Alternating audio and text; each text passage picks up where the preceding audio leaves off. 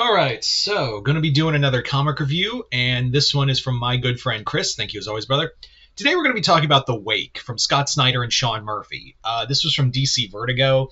This book's been out a while. I've always wanted to read it um, for a multitude of reasons. One, it sounded like a really cool horror story, and Scott Snyder works best when he does horror. And even though, yes, I love Absolute Batman, I'm not the biggest Scott Snyder guy. I do think a lot of his original work is great, like American Vampire. I love American Vampire.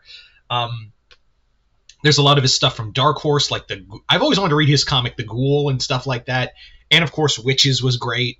Um, but I never really liked a lot of his main DC line stuff, like his Justice League goes everywhere. I think Justice League was more than he bit off more than he could chew with Justice League, and his Batman run, I do think, well, Court of Owls, and there are some bits here and there that are good. For the most part, I just didn't care for his main New 52 Batman run. I just didn't care for it. I do, however, like Black Mirror. Batman Black Mirror was actually really good when he was Dick Grayson Batman. But yeah, so Scott Snyder, I'm like, yeah, Scott Snyder's really good, but there aren't a lot of things that I do. There aren't like a lot of his. I'm not like a Scott Snyder nutty hugger, as my friend Chris would say. Um, but yeah.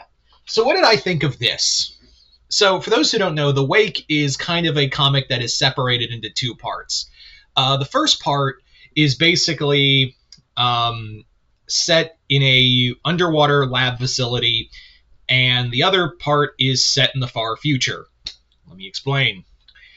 So the first half of this comic is basically Aqua Event Horizon mixed with Creature from the Black Lagoon, where a woman named Dr. Lisa Archer, who's going through a lot of trauma with being separated from her son, is brought down to a facility by the government and a crack team to look at what is called the Aqua Ape. The Aqua Ape theory is actually like a legitimate thing.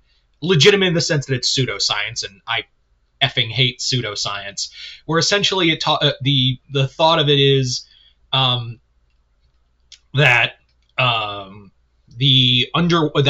ape, there were a group of apes that de-evolved into mermen, and that's kind of what we're dealing with here. The second half of this comic is a post-apocalyptic story set 500 years in the future, and involves a woman who is picking up the pieces after the world has been drowned and ruled by the mermen. So it's one half Creature from the Black Lagoon / the Abyss, or the Sphere. You guys remember the Sphere? It was just underwater Event Horizon. I like the Sphere. And the second half is Waterworld. That's the best way I could describe this. And like, I'm sure a lot of people have said this already, but I personally like the first half of this book more than the second half. The Waterworld stuff is, Sean Murphy. I think we know Sean Murphy's a good writer with Batman White Knight, but like I think we forget sometimes how good of an artist he is. But for the most part, the stuff focusing on the second half in the future with a woman and her cyborg dolphin, yeah, that's just, it doesn't even feel, it feels only remotely connected to the first half. The second half is like a big adventure story. The second half is a cool deep water, like a cool underwater horror comic. And that's where I think a lot of the fun stuff is. But when you get to that second half, it's just a tonal shift that really throws everything off from the first half of the book. I really didn't like the second half. Yeah, there's cool like world exploring and world building, but I was like, I came here for a horror comic. That's what I came here for. I was here for a straight up horror book. What is this? Like, what is what is this nonsense? I'm genuinely confused by the second half, and it's not, and it also feels like the writing also takes a dip in the second half. I don't know if it was like meant to be a longer series, but I feel like they crammed too much in there for the second, especially in the second half. The first half does go pretty fast, but for 5 issues, it actually holds its own.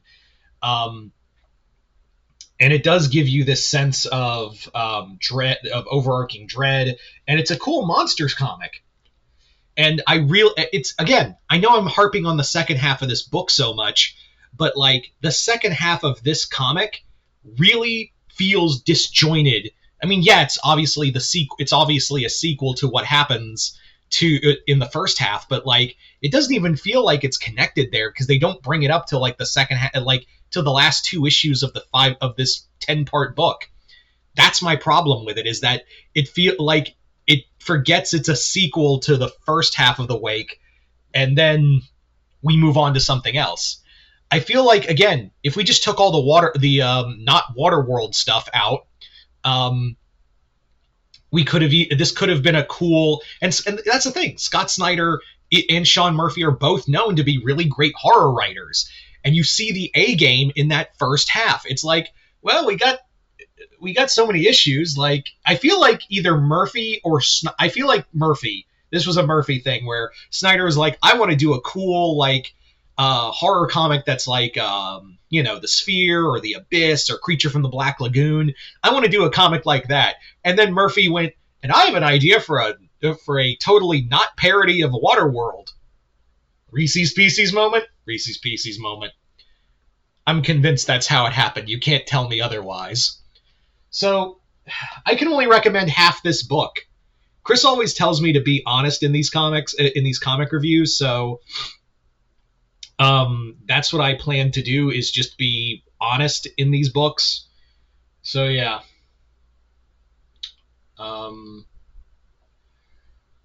Yeah. The first half is better than the second half, but can I recommend this? I mean, kinda. I mean, someone's gonna find interest in this, but you're definitely going to like one half more than the other. Anyway, so Chris, thank you once again for the comic, and you guys tell me in the comments below if you guys have read The Wake. Let me know in the comments below what you guys thought of it. Other than that, hope you all enjoyed this. I'm Mr. Multiverse. I'll see you next time, the Multiverse.